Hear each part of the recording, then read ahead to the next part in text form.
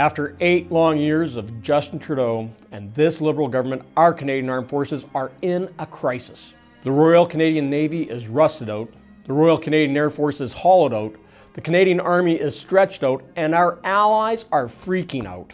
According to Vice Admiral Angus Topshee, who is the commander of the Royal Canadian Navy, he stated in a video posted last week, "The RCN faces some very serious challenges right now that could mean we fail to meet our force posture and readiness commitments in 2024 and beyond." In the annual report from National Defence on the performance of our military, it states that 2 years ago, over 94% of the Canadian Navy maritime fleet was on the ready and able to serve.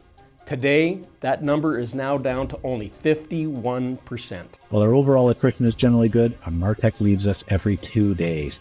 Our West Coast fleet is beset with a shortage of qualified techs, constraining our ability to maintain and operate our ships and causing us to prioritize the Halifax class at the expense of the Kingston class. Challenges in generating techs for the Harry DeWolf class mean that we could only sail one at a time right now. In another report released by the Royal United Services Institute, their analysis showed that our Air Force fighter fleet is also unable to meet the threat environment that Canada finds itself in. They stated quite clearly that with such a huge gap in the time that we are waiting to transition from our current fleet of CF-18s to our new fleet of F-35s, the lack of current pilots and new pilots being recruited and trained, Canada is unable to meet our NORAD and naval commitments to protect our airspace and to deal with the threats of the future.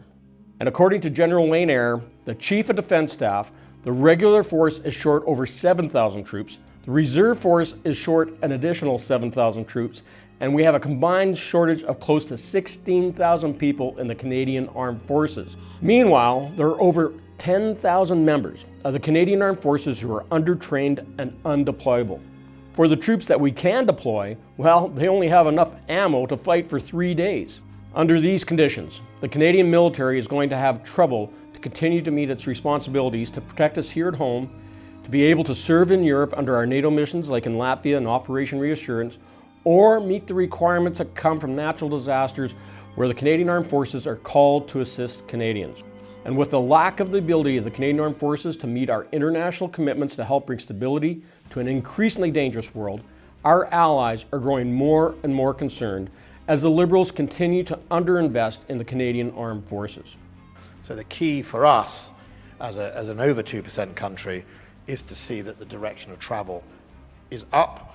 Of course, I will say to my friends in Canada and in France and in Germany and in Denmark and in all those other countries that are not at 2%, you should try and get there. The increased expenditures on military should be done by every government. I've been advocating that all the members of NATO would spend 2% of GDP on defense, because it's a collective defense that we have, and together we are strong. Because of this Liberal incompetence and their disinterest in the Canadian Armed Forces, they have slashed another $1 billion from defense spending and have allowed over $10 billion to lapse since they became government. That should have been used to purchase new equipment, new kit for our armed forces. Under a Conservative government led by Pierre Poilievre, we will invest in our Canadian Armed Forces. We'll stand up for the brave women and men who put on their uniform and sacrifice for our country. And we will reestablish Canada's reputation on the world stage as a reliable ally and dependable partner.